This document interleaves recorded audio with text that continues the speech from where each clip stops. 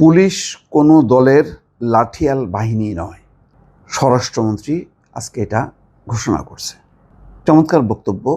পুলিশকে যদি আমরা পেশাদার বাহিনী হিসেবে কল্পনা করি, এটাই হওয়া উচিত। কিন্তু অতীতের অভিজ্ঞতা হলো একদম সম্পূর্ণ বিপরীত।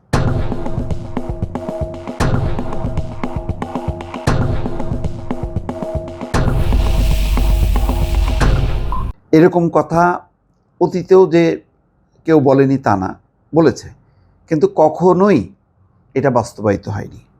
প্রশ্ন হচ্ছে, রাজনৈতিক সরকারের আমলে বর্তমানের যে রাজনৈতিক পরিস্থিতি, বাংলাদেশের যে রাজনৈতিক পরিস্থিতি, তাতে কি পুলিশ কোনো দলের লাঠিয়াল বাহিনী না হয়ে উপায় আছে? এর উত্তর দেয়া খুব কঠিন, কারণ অতীতের অভিজ্ঞতা খুবই খারাপ। বারবার দেখা গেছে পুলিশ সরকারি দলের লাঠিয়াল বাহিনী হিসেবে কাজ করেছে।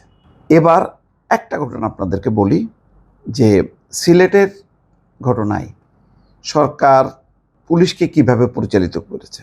দেখা গেছে পুলিশ বাধা দিয়েছে, 144 ধারা জারি করেছে, আবার মামলাও নিয়েছে। গ্রেপ্তার তেমনভাবে হয়নি, কিন্তু সবচেয়ে ভিকটিম যেই ব্যক্তিটি নাসিরুদ্দিন পাটোয়ারি, তিনি বলছেন পুলিশ দায়িত্বশীল আচরণ করেছে।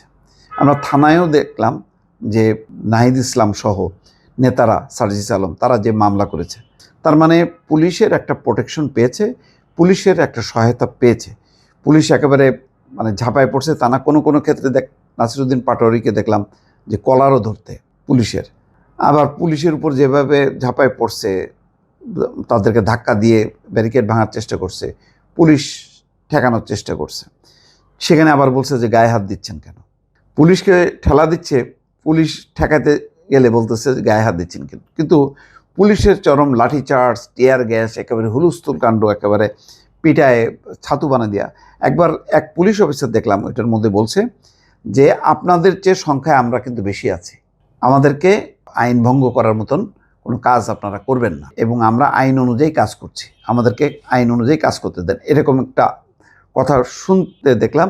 এবং নাসিরুদ্দিন পাটোয়ারি যখন সরকারকে তুলোধনা করছে, যখন পুলিশের প্রশংসা করছে, তখন বোঝা গেছে যে পুলিশ একটু দায়িত্বশীল আচরণ করেছে, এটা সত্য। এখন এটা কতদিন কন্টিনিউ করবে এটা বলতে পারছি না, কিন্তু এখন পর্যন্ত সালাউদ্দিন আহমেদ যেটা বলছে, পুলিশ দলীয় প্রভাবমুক্ত, আধুনিক, প্রযুক্তিবান্ধব এবং মানবিক একটি সংস্থা যা দুর্নীতির বিরুদ্ধে জিরো টলারেন্স নীতি মেনে চলবে।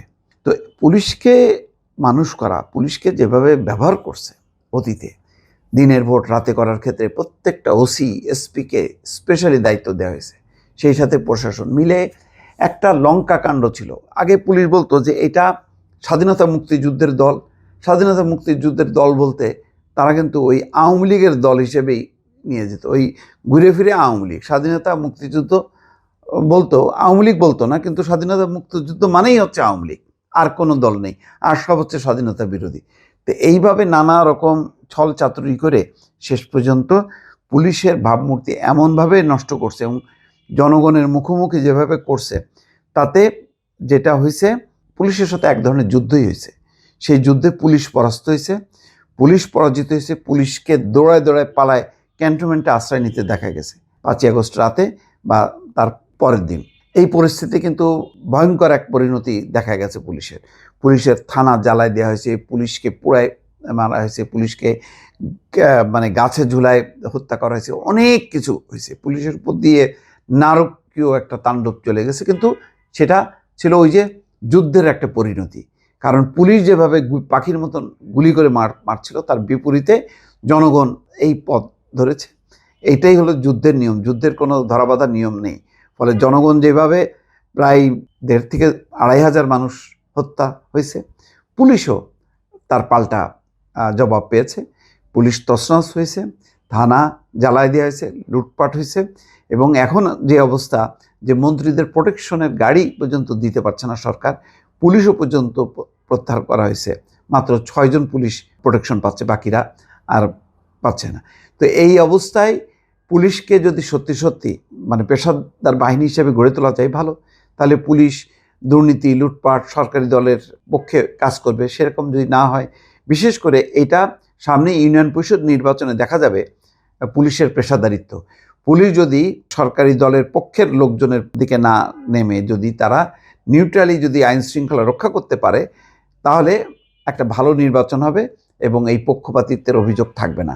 নতুবা দেখা যাবে যে এনসিপি বা জামাত ভবিষ্যতে সরকারকেও যেমন পুলিশকেও তেমন এক কাতারে তারা সামিল করানোর চেষ্টা করবে। সেই জায়গা থেকে পুলিশ যদি একটা ইন্ডিপেন্ডেন্ট রোল প্লে করে, নিঃসন্দেহে এটা বাংলাদেশের জন্য, দেশের জন্য ভালো।